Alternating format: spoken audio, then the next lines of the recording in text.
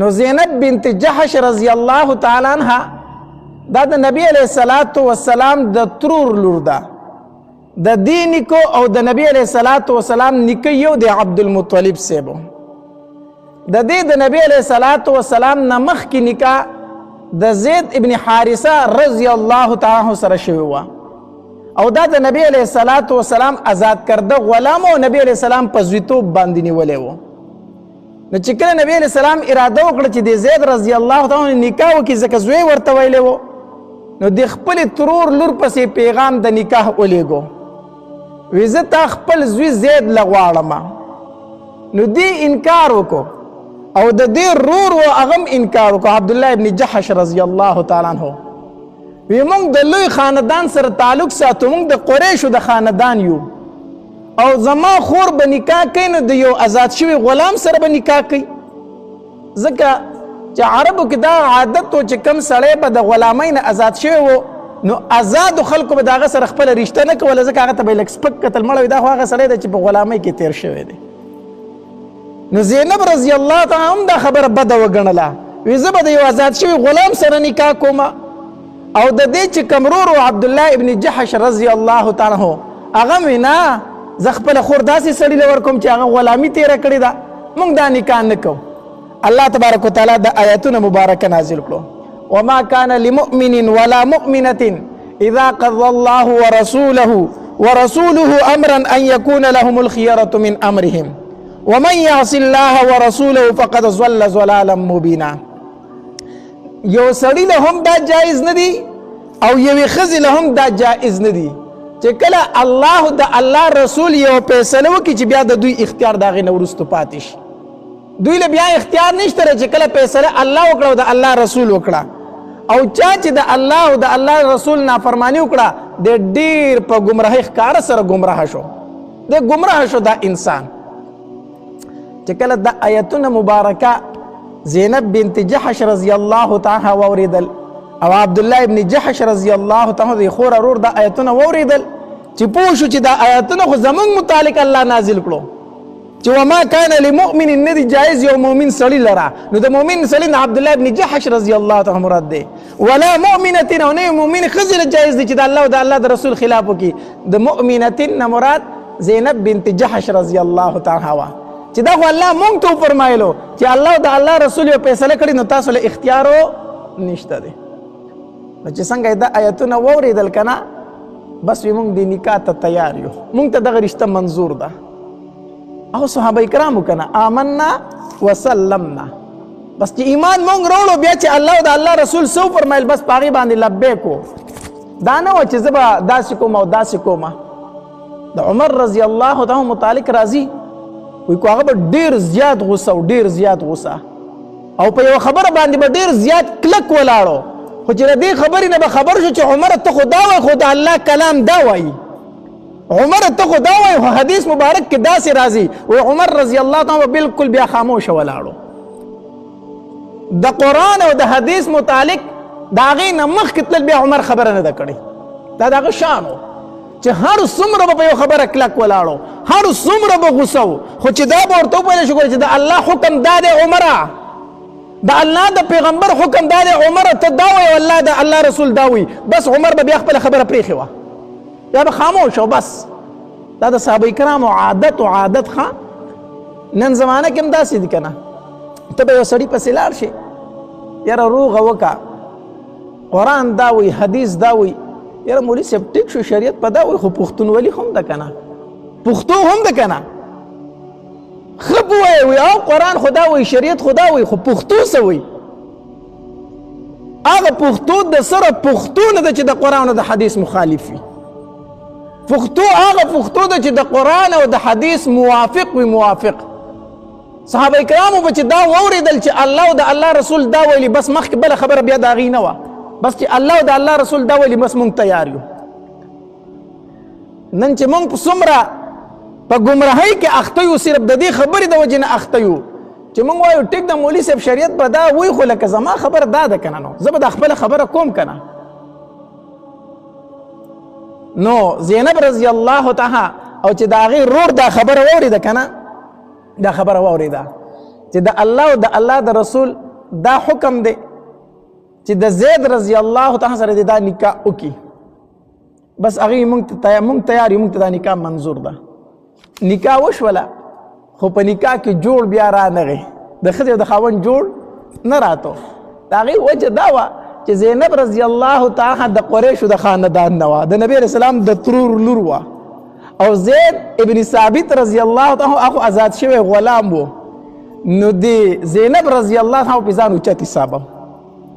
د دې وجې نه سړي له پکار دی چې کله دې ښځه کوي که نه د ځان نه د په کوس خاندان کې وکړي، په پورته خاندان کې دې نه کوي. ښه ښځه چې کوي د ځان نه په کوس خاندان کې وکړه، په پورته خاندان کې مه کوه، ځکه چې د ځان نه د په پورته خاندان کې وکړه خو په دویمه خبره به درته پیغور کوي که نه، چې ته یوه خبره کوي هغه به درته بله کوي، او چې ته لږه خبره کوي ستا په کور کې څه دی، زما د پلار کور له ورشه تو ستا کره خو زه تباه و برباده شوم سړیا، بس پیغور به درته پاره خبره باندې کوي. نو چې نکاح کوي د ځان نه په کوس خاندان کې کوه، په بر خاندان کې مه کوه، که نه بیا به درته وایي چې ستا کره ما چېرته ښه ورځ ولیده چې راغلي در کری ما راشه زما د پلار کره. که د پلار کری د ډوډۍ درک نه لګي خو ښځه وایي خو د کلي نواب دی خاوند ته وایي، ټیک شو که نه، د ښځو خو دا عادت دی. که د پلار کور یې هر څومره خو خاوند ته وایي ته مړه شه چې ور زما د پلار کور له تو د هغوی خو لنګر چلیږي، ټیک ده که نه. نو سړي له پکار دی چې عام طور پر دې ښځه کوي د ځان نه په کوس خاندان کې وکړي. نو د زینب رضی الله تعالی خاندان اوچت و، نو هغې به د زید رضی الله تعالی سره جوړښت نه راتو، ځکه وایي زه قریشي یم او ته خو یو آزاد شوی غلام یې، نو د یو بل سره جوړ نه راتو. نو دا زید رضی الله تعالی به بار بار په نبي علیه الصلاة والسلام پسې راتو، وایي د الله پاکه پیغمبره ستا هغه د ترور لور نه د زینبو زه یې نشم ساتلی، زه یې پرېږدمه، زه یې نشم ساتلی، زه یې پرېږدمه. نبي علیه الصلاة والسلام به ورته ووایي نه زید ګورې دا کار ونه کړي، دا کار ونه کړي. د نبي علیه السلام سره زیات فکر ځکه و چې دا نکاح نبي علیه السلام کړې وه، زینب رضی الله تعالی دا نکاح نبی علیہ السلام کړی وه. یو خو دا نکاح ما وکړه چې اوس ورله زید طلاق هم ورکړي، نو ما نه خو به خپل خاندان هم ډېر زیات خفه شي. نو نبی علیہ الصلاة والسلام به ورته وفرمیل زیده داسې مه کوه، بار بار به یې منع کوه. یو ورځ زید رضی الله تعالی راغی، وایي د الله پاکه پیغمبره ما زینب ته طلاق ورکړو، ما زینب ته طلاق ورکړو، ستا هغه د ترور لور ما پرېښودله، زه یې نشم ساتلی نوره. دا خبره چې او په کار هم دا ده چې کله د ښځې او د خاوند په منځ کې جوړ نه وي که نه، نو بیا شریعت دا لاره راستولې ده چې طلاق دې وکړی شي، طلاق دې وکړی شي. طلاق الله راستولی دی له دی، ځکه چې کله د ښځې او د خاوند جوړ برابر وي بس بیا مزې دي، د دغې کور نه بل ښایسته کور بیا نشته دی. چې د ښځې طبیعت د سړي سره ولګېده او د سړي طبیعت د ښځې سره ولګېده، دغه کور په دنیا کې بیا جنت دی. ولې که په دې کور کې وچه ډوډۍ وي خو دا د ښځې ته د هر څه نه خوږه ده دا ډوډۍ، چې کله خاوند د مینې وي او زړه یې ورسره لګېدلی وي، او چې کله ښځه د مینې وي نو دا سړی کو بار زری شي که نه، خو چې مازدیګر د ده چوټي شي دی به دې کور ته ډېر په خندا او په خوشحالۍ را روان وي، په خوشحالۍ به را روان وي. او چې کور ته راورسي او د خپلې بیبي سره کښېني بس د ده ستړې ختمې. نو چې کله د ښځې او د خاوند د یو بل سره طبیعت ولګېده دا په دنیا کې لوی نعمت دی، او دغه کور بیا د جنت یوه نمونه ده په دنیا کې. خو چې کله د ښځې او د خاوند د یو بل سره طبیعت ونه لګېده دغه کور بیا په جهنم کې یو د جهنم د قسمونو نه یو قسم دی په دنیا کې، دا کور بیا دوزخ دی. ځکه چې د ښځې بیا خاوند بدي شي او د خاوند ښځه بدي شي او د یو بل نه خلاصون کېږي نه، نو بیا دغه کور ډېر د سختو کور دی او ډېر د مصیبتونو کور دی. نو بیا د شریعت مسله دا ده چې د ښځې او د خاوند د یو بل سره جوړ نه راتو، که د ښځې ورسره زړه نه لګېد ګناه ښځې ته وه، نو دا د خاوند نه خلع والي، چې کله خلع اخلي دا ښځه به د خاوند ته خپل مهر پرېږدي، کور یې پسې لیکلی دی، جایداد یې پسې لیکلی دی، مهر دی، دا هر شی به دا خاوند ته پرېږدي، وایي دا هر څه درته پاتې خو بس ستا سره مې زړه نه غواړي نو ماله طلاق راکړه. دې ته په شریعت کې بیا خلع ویلی شي. او که ګناه د خاوند و، ګناه د خاوند و، نو بیا پکار ده چې د ښځې ته دا خاوند طلاق ورکړي او مهر ولم ورکړي، ځکه مهر د هغې کېږي که نه، ګناه خو د ښځې خو نه دی، مهر به ولم ورکوي. اوس مسله نن سبا کم ځای کې جوړه ده، د ښځې او د خاوند چې د یو بل سره طبیعت نه لګي جوړ نه راځي، نو ښځه به لاړه شي د پلار کره به مروره کینی، د پلار کره مروره کینی. هلته ښځه هم ګناهګاره ده ځکه د خاوند حق نه پوره کوي، دلته خاوند هم ګناهګار دی د ښځې حق نه پوره کوي. اوس دوه خبرې دي، کو دې ښځې ته ګناه وه او دا د پلار کره تلې ده او ناسته ده او د دې خاوند سره ژوند زړه نه غواړي، نو پکار دا ده چې خلع والي که نه، یعنې خاوند ته د مهر پرېږدي او ځان دې آزاد کړي. خو دا وایي نه خلع ترې نه اخلم که نه، زما خو سره 10 تولې سونه ده چې خلع ترې اخلم، نو بیا خو رانه دا 10 تولې سونه اخلي که نه، نو خلع ترې نه اخلم. نو عدالت ته به ځم او راځم او دروغ به وایم چې په ما باندې خاوند ظلم کو او زه به ترې کیس وګټم، نو هم به ترې طلاق والم او هم به ترې مهر والم. دا ښځه د یاد وساتي ګناه د دې و او دې د خاوند نه طلاق واغست او مهر ترې هم واغستو، دا د حرام مال واغست، دا مهر د دې نه کېدو او دې واغستو نو دا د حرام مال واغست، ځکه چې ګناه د دې ده او طلاق هم دا غواړي او بیا کیسونه هم کوي چې ما ترې مهر هم میلاو شي، نو دا مهر د دې په شریعت کې کېږي نه او دې د عدالت په زور واغست، نو حرام مال یې واغست. او که چېرته ګناه خاوند ته دی دا ښځه زړه اخلي نه او هسې تنګوي، نو طلاق ورکړه که نه، طلاق نه ورکوي. ولې طلاق نه ورکوي؟ ځکه کو طلاق ورکوم نو بیا مې چې کم پلاټ لیکلی دی، کم کور لیکلی او کم مهر دی، دا خو به رانه دا وړي که نه، نو طلاق نه ورکوي. په دې مجبوره کوي چې دا په خپله زمانه خلع والي، په دې مجبوره کوي. نو دا خاوند یاد وساتي چې کومه ښځه د طبیعت نه اغستله او ده ورله طلاق هم نه ورکوه، په دې مجبوره کوله چې دا ووایي چې ما له طلاق راکړه چې ما ته مهر پاتې شي، او دا مهر دې سړي ته پاتې شو، ده ته حرام مال پاتې شو، د حرام مال واغست او د ښځې مال یې واغست. بهر الله خو پکې یو فقهي مسله راله. نو د زید رضی الله تعالی او د زینب بنت حارث د زینب بنت جحش رضی الله تعالی یو بل سره جوړ نه راتو. نو زید رضی الله تعالی نبی علیہ الصلوۃ والسلام راغی، وی د الله پاک پیغمبر ما ستا د ترور لور زینب له طلاق ورکو، ورمې ولکم، ځکه زه غریب سړی یم او هغه د مالدارې کورنۍ د زما سره نور ژوند نه کېږي، د هغې سره زما ژوند نه کېږي. کله چې د دې عدت پوره شو، نبی علیہ الصلوۃ والسلام زید رضی الله تعالی ته وفرمایل، وی زیده اوس لاړ شه او زینب ته ووایه چې نبی علیہ الصلوۃ والسلام فرمایي چې ما سره نکاح وکړه. ګوره زید رضی الله عنه پسې پخپله ولېږو، د دې چې کوم مخکنی خاوند دی پسې ولې لېږو؟ ځکه چې په خلکو کې دا خبره مشهوره نه شي چې دا په نبی علیہ السلام دا ښځه پرېښې ده، نعوذ بالله. ورشه زیده ته پسې پخپله لاړ شه. زید رضی الله عنه چې لاړ که نه، ګوره تقوا ته ګوره، د صحابه کرامو تقوا ته ګوره. اگر چې د پردې حکم لا نه دی راغلی، اگر چې د ده مخکنی ښځه م و د زینب رضی الله تعالی، خو چې کله دی لاړ که نه او زینب رضی الله تعالی ته یې ور وکړسو، نو د ور نه دې خوا راغی، ورته یې شا کړه او دې خوا یې مخ کو، ورته یې شا کړې ده او دې خوا یې مخ کړی دی. نو د دنې نه ورته اواز وشو، وی څوک یې؟ وی زید یمه زیدو. وی څه راغلی؟ وی نبی علیہ الصلوۃ والسلام په تا پسې پیغام د نکاح رالیږلی دی، ته رضا یې او که رضا نه یې. نبی علیہ السلام فرمایي چې د زینب زړه مات شو، نو د هغې علاج دا دی چې زه ورسره نکاح وکړم. زینب رضی الله تعالی د دنې نه وفرمایل، وی د الله پاک پیغمبر ته وایه زما د ترور زوی ته وایه چې زه پکې استخاره کوم بیا به جواب درکمه، زه پکې استخاره کوم نو بیا به څه درکم؟ جواب درکمه. استخاره ګوره نیکمله زنانه وه چې زه د خلکو سره مشورې نه کوم، زه مشوره د خپل رب سره کوم، د خپل الله سره مشوره کوم. او دا په کار هم دی چې کله انسان رشته کوي یا بل څه کوي چې د استخاره وکړي. استخارې طریقه دا ده، د استخاره ته د ورځې هم کولی شي، د دپاره شپه ضروري نه ده، ایمرجنسي کار دی و چېرې زه دا کار کوم خو چې په دې کې به ماله خیر او که خیر نه وي، اوس اچانک یې کوي، نو شپې ته انتظار مه کوه چې زه به د شپې کومه بیا به پسې ویده کېږم بیا به خوب وینم. بس د ورځې هم استخاره کولی شي. استخاره څه ده؟ راشه 2 رکعته مونځ وکړه، کو په کور کې کوي کو په مسجد کې کوي. څنګه چې 2 رکعته عام نفل کېږي دقه شانتې 2 رکعته نفل وکړه. او بیا د استخارې یوه دعا ده په دې نماز په دې کتابونو کې لیکلی شوي، په هغې کې دعا کې یو لفظ راځي هذا الامر، ان هذا الامر، دا لفظ پکې راځي چې دغې هذا الامر له ورشي نو ته چې کم کار دپاره دا استخاره کوي هغه کار به په زړه کې راولي، هغه کار به په زړه کې راولي. دغه دعا ووایه، د دې نه وروستو دغه کار کو پړه کې دې راله چې زه یې کوم په دغې کې تاله خیر دی، او که په زړه کې دې راله چې نه یې کوم دغې کې تاله څه دی؟ خیر دی بس دغه د الله فیصله ده ستا دپاره. نو د ورځې هم استخاره کولی شي او د شپې هم استخاره کولی شي. د شپې ماسخوتن مانځه نه وروستو 2 رکعاته نفل وکړه.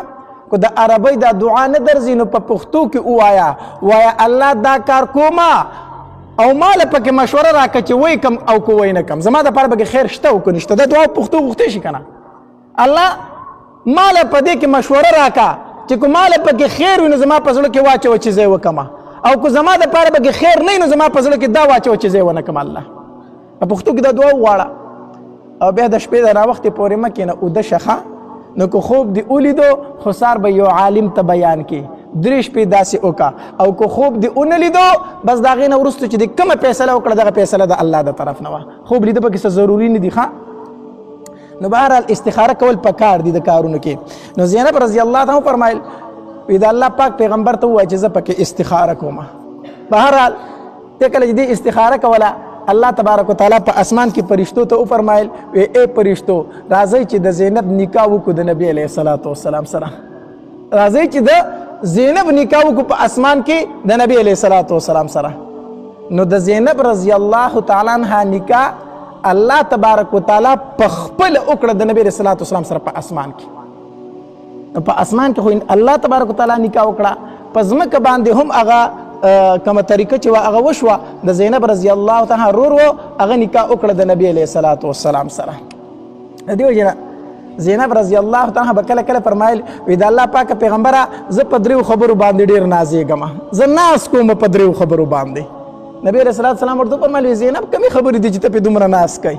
وی یو خو ناز په دې کوم کنه چې د تمامو بیبیانو نکاح ستا سره دې خلکو کړي ده، کم اولیاء چې دي خپل اولیاء د هغې نکاح ستا سره کړي ده. او زما نکاح زما اولیاء نه ده کړي بلکې زما نکاح زما الله ستا سره کړي ده. یو خو په دې نازېږم چې زما نکاح په اسمان کې الله ستا سره کړي ده. او دویم په دې نازېږم چې زما او ستا نیکه یو دی عبدالمطلب صاحب، زما ستا نیکه یو دی عبدالمطلب صاحب. او دریم په دې باندې نازېږم چې زما په نکاح کې جبرئیل علیه السلام ډېر کوشش کړی دی، جبرئیل علیه السلام پکې ډېر کوشش کړی دی. وی په دې 3 خبرو باندې زه ډېر ناز کوم.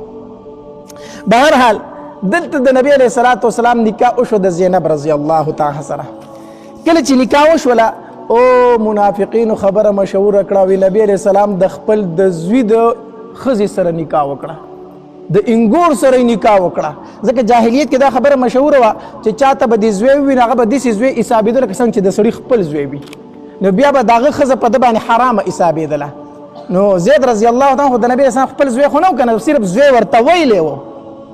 نو منافقینو خبره مشهوره کړه وی نبی علیه السلام د خپل انګور سره نکاح وکړه. الله تبارک وتعالی آیتونه مبارکه نازل کړو چې ما کان محمد ابا احد من رجالکم ولکن رسول الله وخاتم النبیین. نبی علیه الصلاة والسلام په سړو کې د هیچا پلار نه دی.